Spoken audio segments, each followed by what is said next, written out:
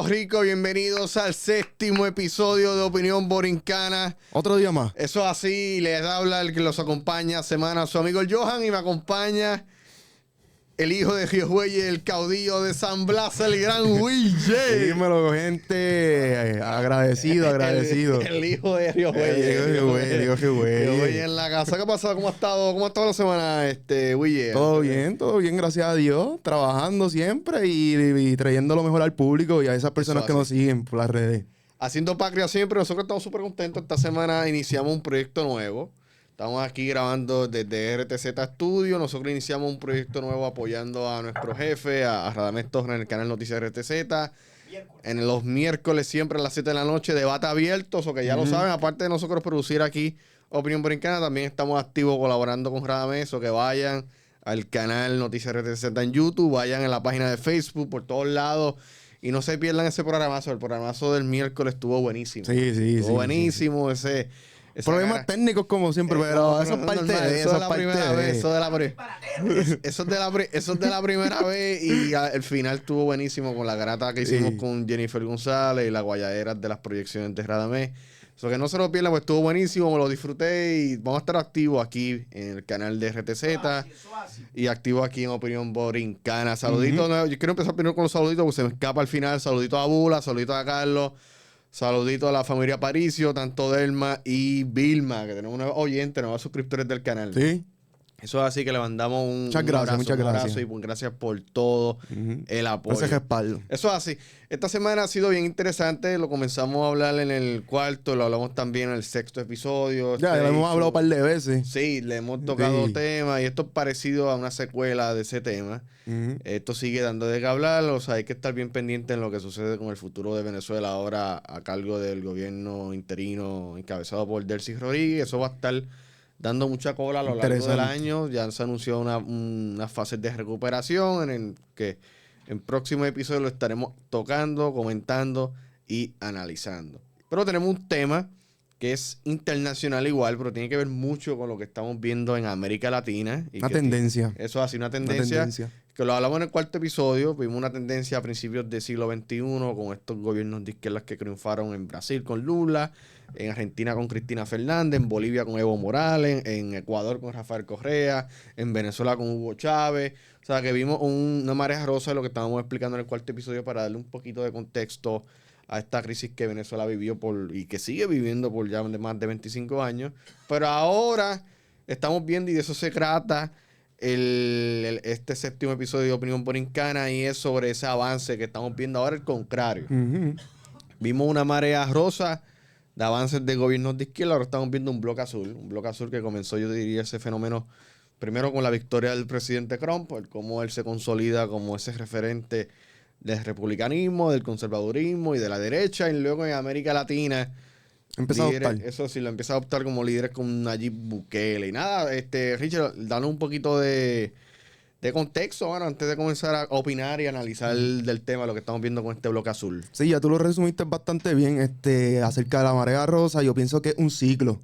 A lo mejor no es el fin de la marea rosa, pero pienso que es un ciclo. Y lo hemos visto desde las pasadas elecciones que tuvo Argentina, Javier Milei con Sergio Massa, en donde, ¿verdad?, tuvo una ventaja de 11 puntos, a diferencia de su contrincante. Pasamos también a lo que es Honduras, ¿verdad? Que también que es el caso más reciente. Ajá, ¿verdad? Fue un partido también que pasó a la ultraderecha también.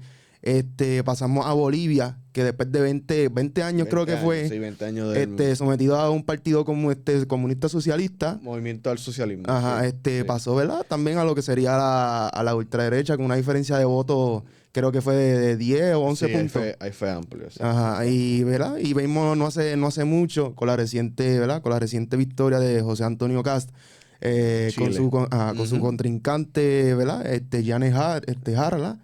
Ajá, que tuvo una ventaja de 16 puntos.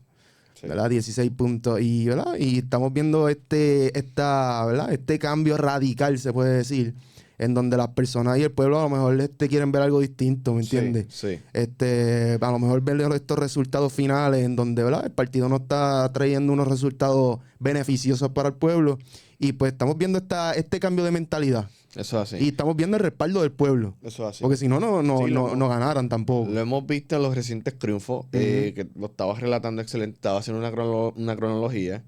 En el caso, todo comienza, si nos remontamos, discúlpenme, al origen de toda de esta ola nueva republicana que existe en América Latina, podemos, desde una vez Trump gana, empieza la influencia, empieza la referencia de estos líderes políticos de partidos de derecha, comenzando con la victoria de Nayib Bukele. Nayib Bukele se convierte en un fenómeno. Yo quisiera hacer una cronología quizás del tiempo del 2017, 2019 en adelante. Nayib Bukele se consolida como una vez triunfa en el 2019 como presidente de El Salvador y se convierte en una persona extremadamente popular, conocida, se convierte en el referente latinoamericano desde la década de los 2020 para acá, con ese sistema y esa creencia que él tiene, seguridad. Exacto, ahí fue donde como que se dio a conocer como que internacional, ¿sabes? En cuestión de esas medidas radicales que empezó a implementar al Estado, pues ahí como que la gente empezó, está fuerte. Por lo menos en América Latina, quien comenzó eso, después de Trump es la referencia, pero obviamente a nivel del hemisferio, ¿no? Pero a nivel de América Latina, Nayib Bukele comienza a crear la ola. Exactamente. Quien comienza la ola de todos estos gobiernos fue Nayib Bukele, que otros gobiernos actuales que han triunfado han adoptado ese sistema. Por ejemplo, seguridad, cuesta lo que cuesta, él se vuelve extremadamente popular luego de haber logrado reducir con sus políticas de seguridad los índices altísimos que tenía El Salvador en criminalidad. Yo quiero comentar algo en relación de eso. Mi duda es, cuando él empezó, ¿verdad?, a lo que es la reconstrucción de la seguridad pública y todo eso, en cuestión de los presos, hubo un sometimiento judicial en donde se les acusó por un delito, fueron de un juez, se le dieron unas pruebas, ¿o omitieron eso? No, esa es excelente pregunta. Y eso es porque fue muy rápido. Sí, eso es una encarcelaron demasiadas personas en tan poco tiempo. Eso tú no lo vas a ver en un país en donde hay un proceso judicial. Vamos a estar 5 o 10 años. Esto es una crítica que le han hecho a él en ese sistema de seguridad, cuesta lo que cuesta, y que estos gobiernos han adoptado igual. Es eso. O sea, a él la Constitución, incluso la enmienda de la Constitución, o sea, él empezó haciendo una sola figura de un solo partido y el poder político de él creció tanto que incluso ahora su partido domina el Parlamento, y el Parlamento de El Salvador le ha dado unos poderes de seguridad que ha omitido ciertos derechos que las personas a nivel judicial deberían tener. ¿Qué es lo que está hablando ahora? Ya. O sea, llegaba a ser como un sistema como el de nosotros, el de Estados Unidos, pues súper difícil. Pues, demasiado complicado. Cuando tú detienes a una persona, tiene tanto de derecho y los procesos judiciales son larguísimos. Que tú encarcelar personas en masa así, sin procesos judiciales, es casi imposible. Básicamente, yo pienso que lo que hicieron fue que ellos, pues, ¿sabes? Dijeron, este grupo de personas, ¿cómo se llama? Esta organización, de por sí es una organización criminal, de terrorismo, de narcotráfico, de trata humana y que todo eso, por el simple hecho de que tú pertenezcas a esa organización y a esa mafia, está encarcelado. Ya está encarcelado. Entonces, literalmente así como lo están mencionando. Si le añadimos que esa gente ya estaba básicamente, ¿cómo se le llama? Identificado, exacto. Se le hacía más fácil también. Se le hacía más fácil. Así mismo como lo están mencionando, así como lo están trabajando El Salvador. Incluso, que es injusto. Hasta por mera sospecha. O sea, no es que literalmente quizás un agente del orden público encuentre a la persona cometiendo un delito, lo encarcela. O sea, nada más por meramente quizás asociarte a la persona o verte con el grupo o parecerte una persona, te pueden encarcelar. Ese es el peligro de este sistema que ha adoptado Nayib Bukele, pero que le ha resultado súper exitoso. Podemos debatir de que, ¿verdad?, de que tan injusto a lo mejor es para el acusado y qué sé yo, pero hay que admitir que los porcentajes de criminalidad bajaron drásticamente. Pero ridículamente. Se volvió un país donde era controlado por la mafia, a un país donde es súper seguro actualmente. Sí, El Salvador era un país súper ingobernable. Estos países de Centroamérica que tienen estos issues con los carteles y con estos grupos armados.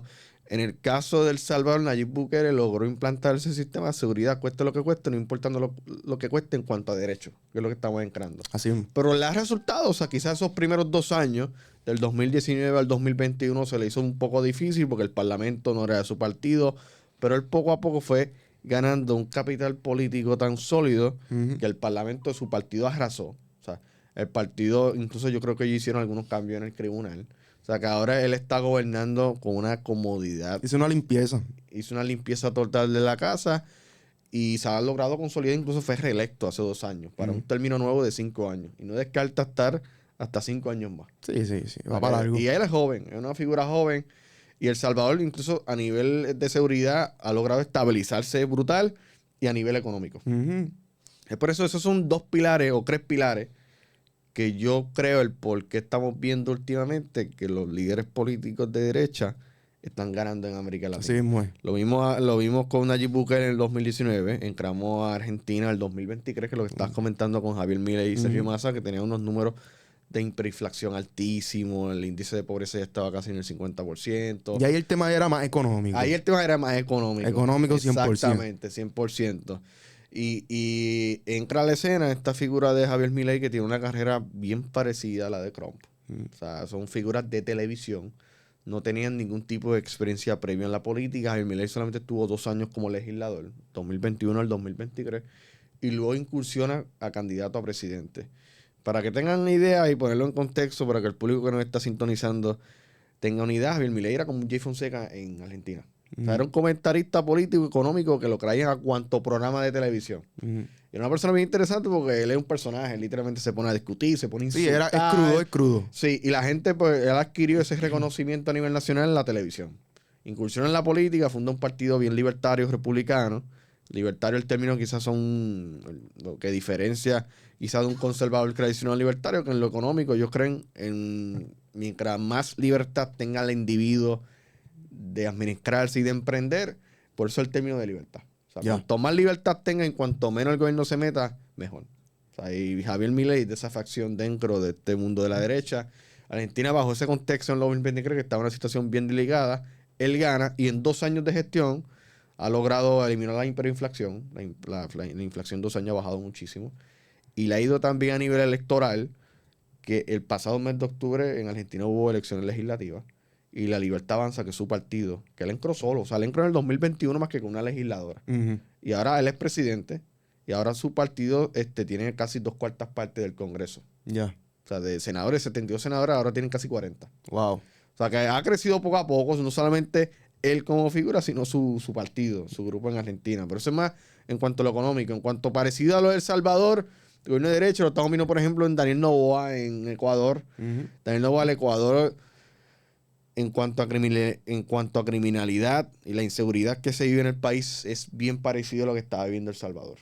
O sea, yo no sé si llegaste a ver, incluso hay unos visuales que a todo el público que nos está sintonizando ahora mismo, estos de película, hay unos visuales en el Ecuador, que hay un programa, imagínense que ustedes están viendo Pégate al Mediodía. Y están pasándola bien viendo Pégate al Mediodía. Y en vivo, en plena transmisión del programa, yo no sé si el jefe lo vio, un grupo armado entró al canal a asaltar el canal. No. Sí. En vivo. Eso fue casi 2 años. A principios del 2024, recién 2 meses después que Noboa asumió el poder. O sea, a ese nivel de inseguridad que se veía que los grupos armados hacían lo que les daba la gana. O sea, me metieron en una cárcel, sacaron a un mafioso grande. O sea, el país estaba en un descontrol total. Él adoptó una medida casi idéntica a la de El Salvador de construir megacárceles, de militarizar la guerra militarizar el combate contra los grupos criminales. Y lo está logrando. Está logrando reducir y controlar la crisis de inseguridad que vive el Ecuador. Es un caso bien parecido a lo de Nayib Bukele en El Salvador. Un caso, o sea, es sistema a todas, o sea, seguridad a toda costa. Ya. En el caso de Chile, que es la reciente victoria que hubo en las pasadas elecciones en diciembre. Fue en diciembre, segunda vuelta ganó José Antonio Cast por un 58% sobre Yanis Jara, que era la candidata del Partido Comunista. Y sí, hay un Partido Comunista en Chile. No es que lo estamos diciendo en son de broma ni sarcástico. José Antonio Cast, una figura que no es como Milei y Trump, en el sentido quizás descéntrico de la personalidad. Es un político mucho más reservado, un político mucho más tradicional, pero es bien republicano desde siempre. Y es un político que lleva años en el escenario en Chile Incluso fue la tercera vez que él se postuló a presidente. En 2017 tuvo un 8%. Fue donde dijo que la tercera es la vencida. Sí, él lo había dicho. Se postuló en el 2021, estuvo a punto de ganar. Perdió en segunda vuelta con el presidente actual. Y ahora en la tercera vez gana. ¿Y la primera vuelta ganó o no? La primera vuelta le fue bien, quedó segundo. Quedó segundo. Quedó segundo. Sí, todos estos países lo tienen. Es un tema que lo podemos incluso hablar en debate abierto. En la segunda vuelta lo deben adoptar en Puerto Rico. Pero ya. Pero eso es otro tema bien interesante. Segunda ¿Tú crees? Claro no, que sí. ¿No puede acelerar un poco en cuestión de la decisión de las personas?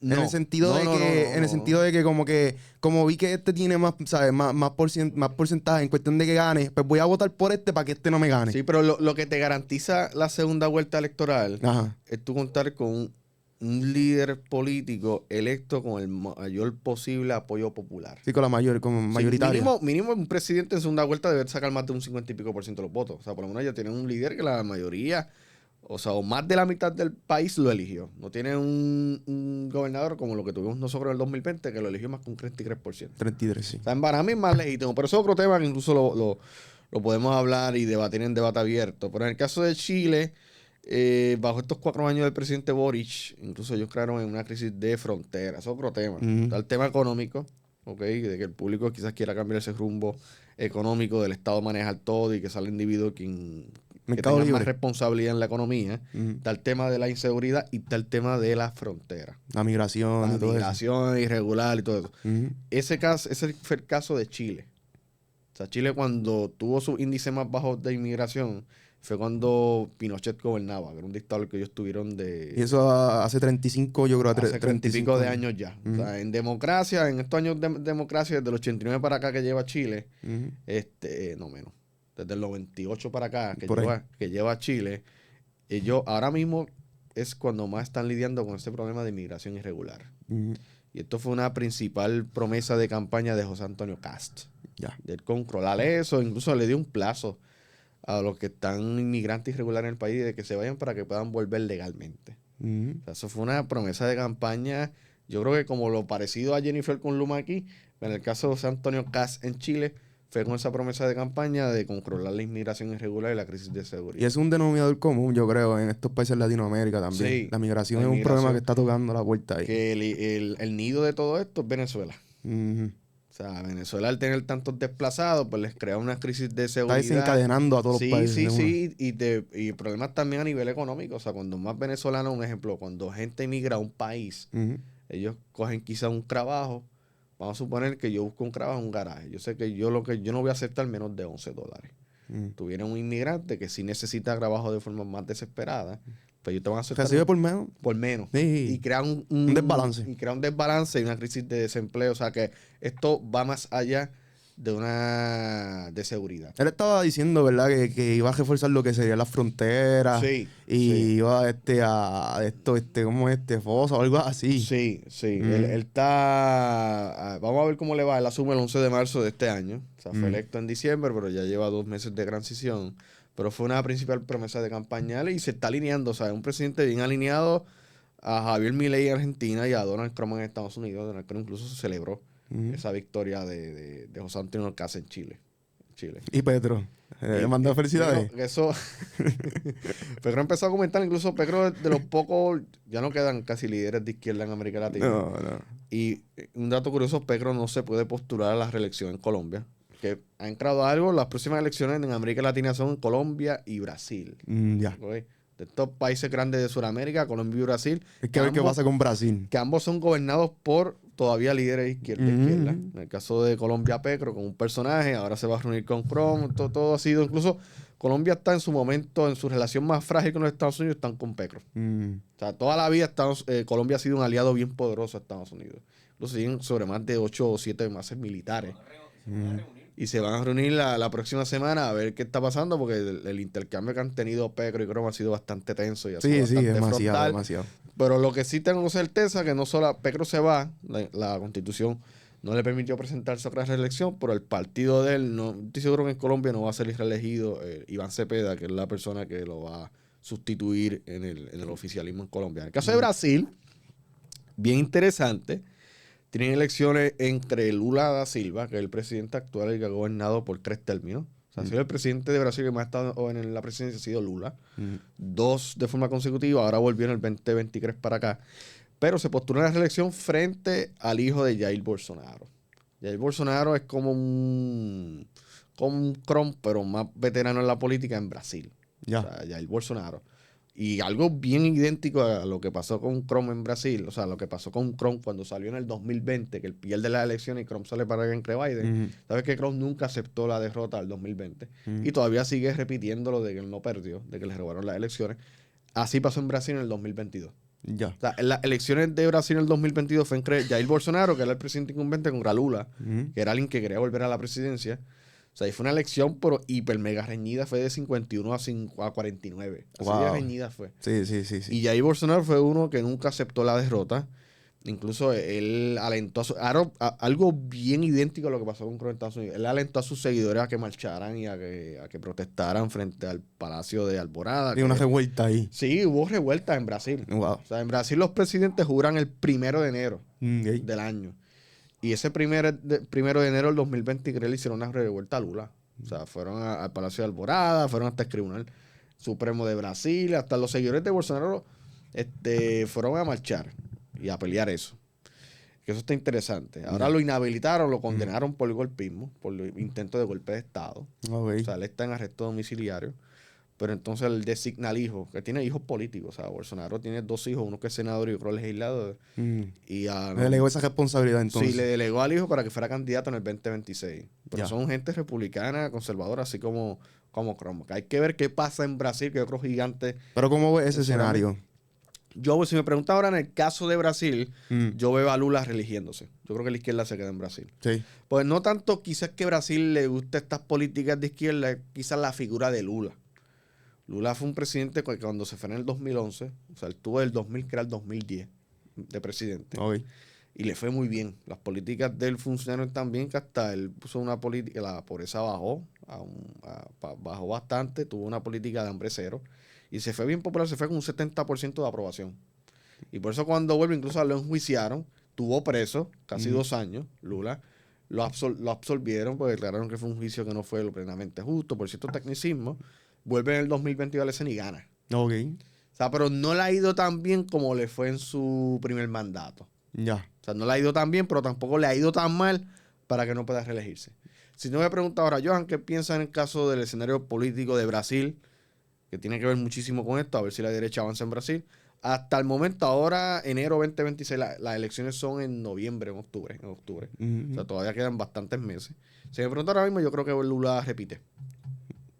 Pero no se puede menospreciar al bolsonarismo, que así se le dice el movimiento de derecha en Brasil, que lo encabeza Jair, porque tuvieron casi un 50%. Sí, que pueden sorprender. O sea, la sociedad en Brasil pueden sorprender. La sociedad en Brasil está bien dividida. Ya. Bien dividida. O sea, no es que Lula está gobernando con un apoyo brutal de la gente. O sea, él ganó, la mitad de la gente lo apoya, pero hay una mitad de la población electoral en Brasil que no lo apoyó. Sí. Que hay que ver qué pasa en Brasil, va a ser bien interesante, pero mi pronóstico hasta el momento es que en Brasil no... Sigue el mando de la izquierdista. Sí, Lula gana. Que ha estado bastante moderado. Antes era más izquierdista. O sea, antes le iba bien de la mano con Hugo Chávez, apoyó el chavismo desde siempre. Eso que es como que más ahora yo lo veo más centrista. light, lo veo como más calladito. Sí, lo veo más, no lo veo tan vocal como antes. Hay que recordar que Lula también eso influye mucho la edad. Lula tiene la edad de Trump. O sea, Lula dice que se siente, todos dicen eso. Que se siente de 20 y pico años, pero Lula tiene 80 y pico años ya. No, ahí la edad es la edad, no hay break. Sí, no hay break. Ya la de esto no es la misma que antes. Si me preguntan en el caso si la derecha gana en Brasil, ahora mismo no. Ahora mismo no, en Colombia sí. Colombia, pero van a arrasar con este desastre que Petro hizo y los personajes que la gente no quiere saber ni de él ni del movimiento. O sea, que vamos a ver qué pasa, pero sí, yo creo que y en el caso de Puerto Rico pasa igual. Puerto Rico nunca se había hablado de estos temas como en la pasada elección. O sea, en Puerto Rico los términos de izquierda y derecha no se aplican tanto porque en Puerto Rico los partidos políticos, el tema modular, la causa principal, no son sus políticas económicas ni de otras áreas. Es el estatus. O sea, en Puerto Rico es raro que los políticos hablen estos términos de izquierda y derecha. Ahora lo están usando pero por meramente insulto. Izquierdita. O sea, usan la etiqueta meramente para insultar o calificar a alguien. ¿Okay? Pero eso de esta época para acá, bien reciente. Te diría que desde la época de Pierluisi o menos. Que ahora se están usando esto, pero en América Latina esto es bien normal. Porque los partidos y movimientos políticos en América Latina y en el mundo, pues se rigen a base de tus creencias y convicciones políticas. Se pueden inclinar tanto a una visión izquierda progresista como una visión conservadora y de derecha. Que no es malo, no son etiquetas, son meramente pensamientos políticos. En Puerto Rico nunca se habían hablado en estos términos porque todo se basa en el Estado, en la relación que tenemos con Estados Unidos. Sí, ¿Okay? Ahora lo estamos viendo con estos partidos como el PIB, con el Movimiento Victoria Ciudadana, que abordan estos temas más desde ese espectro político de la izquierda. Pero en Puerto Rico no se había hablado mucho. Ahora se usa, pero como bien superficial. Bien llanamente. O sea, los PNP, por ejemplo, abrazan de que son bien de derecha, pero hay ciertas políticas PNPs que no son de derecha. O sea, eso de abrir una oficina nueva, eso no cae bajo un pensamiento conservador. El pensamiento conservador es un gobierno pequeño que mientras menos gaste, mejor. Pero un PNP proponiendo hacer un departamento aquí, una oficina acá, agrandar esto, eso no es una política pública de alguien conservador a nivel económico. O sea, eso en Puerto Rico todavía no veo que se hable con la madurez que se requiere a nivel de medios tradicionales. A nivel digital, y con esto cierro, a nivel digital sí. Entonces estoy viendo muchos medios especializados, muchos podcasts de gente bien interesante. Saludos allá a La Diestra y a Mike POV, buenísimo. Que tocan estos temas con seriedad. ¿Ves? No de forma superficial como toda la vida en la burbuja criolla se ha hablado. Que es bien interesante, nada. Vamos a ver si sigue avanzando este movimiento que estamos viendo del Bloque Azul. Es como quisimos hacer este episodio. Los temas internacionales los están siguiendo mucho la gente en las plataformas. Le agradecemos muchísimo. Nuevamente les soltamos a que se suscriban y que compartan este episodio como siempre. Bien agradecidos. Willa, si quieres decir algo antes de culminar este episodio número 7. Nada, agradecido por el respaldo siempre y que comenten, ¿verdad? Cualquier cosita por ahí. Eso es así, nada. Compartan, comenten, nuevamente, suscríbanse a nuestro canal de YouTube. Ahora tenemos TikTok. Ahora tenemos TikTok, o sea que estamos en TikTok, estamos en Instagram, estamos en Facebook, estamos en YouTube. So que háganos virales. Arrasando con las redes. Eso es así, arrasando con las redes. Y sigan también al jefe a Noticias RTZ, aquí estamos grabando desde acá. Y no se pierdan que también estaremos activos este próximo miércoles a las 7 de la noche. Debate abierto. Eso que nada, corillito. Un saludo, un abrazo, que tengan un lindo día, una linda tarde y una linda noche. Muchas gracias un abrazote por todo.